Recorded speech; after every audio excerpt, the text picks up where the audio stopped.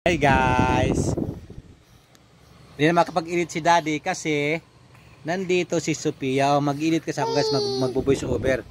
Paano ka mag-voice over niyan kung andyan ang ating kantay mo? Tay, tay, tay. Hi guys. Wala, di maka-edit si Daddy. Wala. Ha? Di maka-edit si Daddy. Paano makaka-edit si Daddy? Andito man ang aking dalaga. Ha? Paano maka-edit si Daddy? Wala, di maka-edit si Daddy. Ha? Paano maka-edit si Daddy? Ha? Paano maka-edit niyan? Pag ganyan, style. Ha? Hindi na maka-edit si Daddy kasi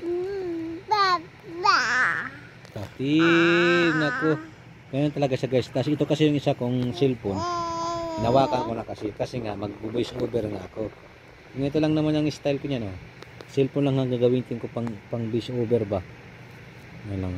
May apps lang ako na ginamit doon kasi para doon ako mag-voice over. Hindi ako makapag-voice over kasi nga nandito siya. Hindi yan aalis guys pag hindi ko ito i-off. Ganyan yan siya. Marunong na yan. Susubukan ko ha. Tingnan nyo ha. Ipi-play ko to. Testing ako. Hi guys. Kita mo naman. Maulan na hapon. Wala na. Hindi lagi.